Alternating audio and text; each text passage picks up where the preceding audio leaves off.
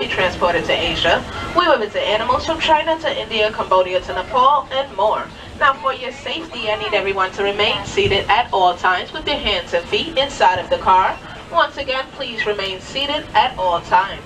Now here at the Bronx Zoo, headquarters of the Wildlife Conservation Society, we're working to save wildlife and wild places around the world.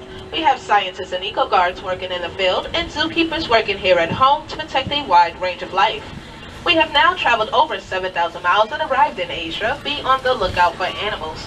Now, Asia is the continent with the largest number of deer species and is well known for its deer diversity. The large number of deer species can be challenging for our zookeepers. It seems that our deer have migrated to the far end of this meadow, so we're going to catch up to them in about 7 or 8 minutes. While we wait, here's one of our keepers sharing some information about this field. Hi, my name is Michelle. I'm part of the Wild Asia Keeper team. We call this area Kanha Meadow, where we care for about 40 Barasingha deer, 15 axis deer, 10 black buck, and a pair of muntjac. We start our day by checking on all the animals, making sure they are healthy, behaving normally, and safe. Sometimes, fawns and calves are born overnight. Newborns are given a neonatal exam, which includes weighing, vaccination, and tagging for identification purposes. While the animals are in the meadow, we prepare their nighttime holding areas so that they have a safe and clean place to spend the night. Farmers in Indonesia live closely with wild animals, like elephants, which we will see shortly. WCS field staff worked with local leaders and farmers in Indonesia to come up with the Crop Protection Unit. This unit created many different ways for farming to continue in close proximity of wild animals. One strategy was to soak ropes in chili powder and place them around the crops. Elephants do not like chili and leave the farms alone, allowing the farmer and the animals to share the habitat peacefully. Now we all know that a species that is extinct no longer exists, like the dinosaurs or dodo birds. The next animal you'll see was on the verge of extinction. In fact, the Mongolian wild horse was extinct in nature, meaning they could only be found in captivity. Recently, there have been some reintroductions of Mongolian wild horses in several areas of Mongolia and China from herds in North America and Asian zoos. Now, as you're looking at these horses, what differences do you notice between these and the domestic ones you're used to seeing? You'll notice that they have a stockier build, shorter legs, and erect mane, which is missing a piece of the forelock. That is the piece of mane that falls over the forehead. Now, the Bronx Zoo first received its herd in 1902, and to date we have had over 50 Mongolian wild horse foals born here at the Bronx Zoo. Now, here is a note from one of our field scientists. I'm Jonathan Slatt, and I'm the Russia and Northeast Asia coordinator for the Wildlife Conservation Society. I believe that wildlife has a place on this earth. My job is to find practical solutions that allow people and wildlife to thrive together. Petr Przewalski's horse went extinct in the wild in the 1960s. And on a recent trip to Kazakhstan, I thought about the ongoing and successful efforts in that country to bring these horses back to the Central Asian steppe. The world needs happy stories, to watch the impossible become possible, and to see hope restored. And that's what's happening. Get a good look there. Once again, we are stopping momentarily due to train traffic ahead of us.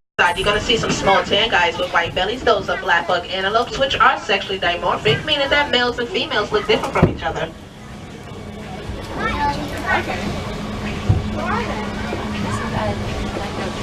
And on our right hand side, you're going to follow this road to the left. You're going to see our honey-colored Barasingha deer. Barasingha deer get their name from the look of the male deer's antlers. The word Barasingha means 12-tined in a Hindi language.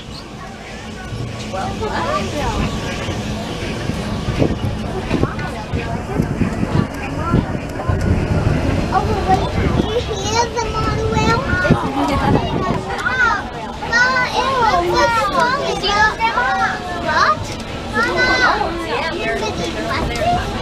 There's so many butterflies packed together,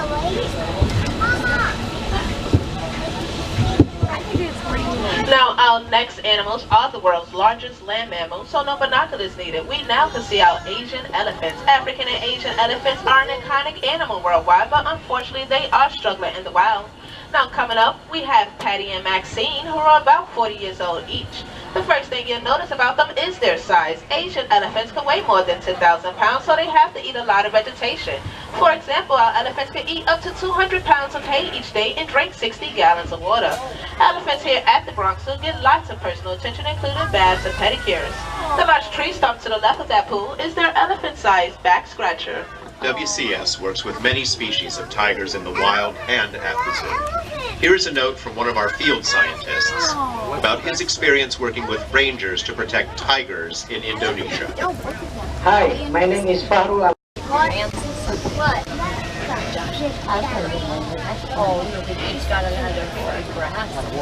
Now as we leave Patty and Maxine, we are now on the lookout for another large mammal. This animal has skin that looks like armor plates, usually has a big horn on the front of his nose, and looks to weigh about 3,500 pounds. We're going to be looking for our 22-year-old female Indian rhino, Penny. I don't know which of you is which, but hello. Hey!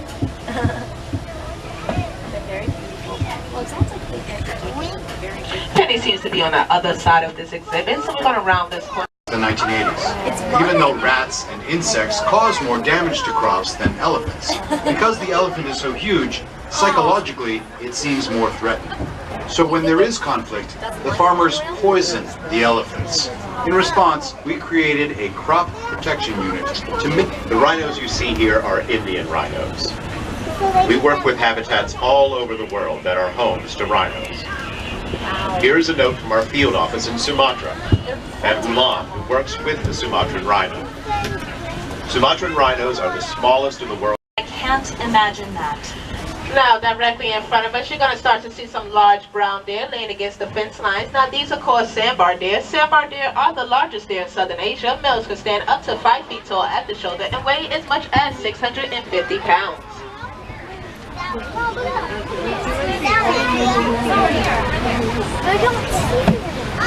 Now when you get to this section straight ahead, you're going to see that small tan deer. There's about 20 of them in this field, so we'll see much more, but that is called a hog deer. Now hog deer get their name because they're short and heavy like hogs. They also move like hogs. They creep, run low, duck under things rather than leaping over like most other deer. On our right hand side, you're going to start to see our nilgai antelope. Now that is the male on top of the hill. The word nilgai means blue bull in the Hindi language. Nilgai antelopes are also the largest species of antelope on the Asian continent. The males have a bluish gray coat while the females have a yellow brown coat.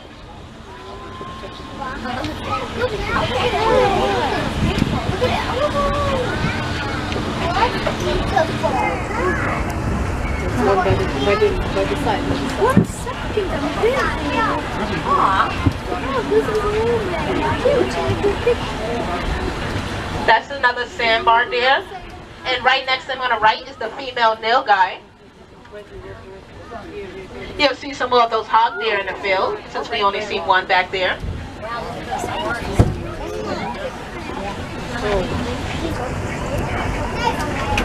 And to our right, that little reddish brownish guy is an Indian mudjack deer. They have zinc glands in the back of their eyes that they use to mark their territories. Okay. Look at the little what a cutie. I don't see anything. Now once again, we will be stopping momentarily due to train traffic ahead of us. And you're going to see the rest of the herd of sandbar deer to the right hand side. Once again, we are stopping due to train traffic ahead of us. Oh, yeah, there's a bunch of birds.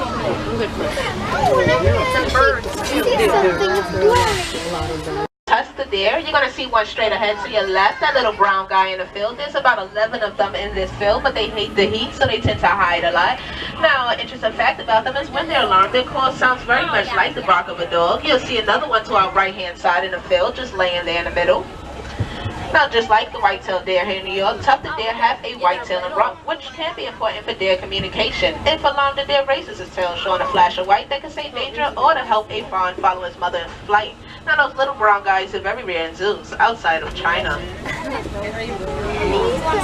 Very rare. Oh, outside of China. By itself.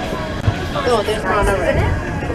Now the rocky terrain in our next and last area is the perfect environment for our next two species. Both are adapted to climb rugged mountain slopes. In this section we have the Himalayan tar and markhors, which are relatives of the wild goat. Okay.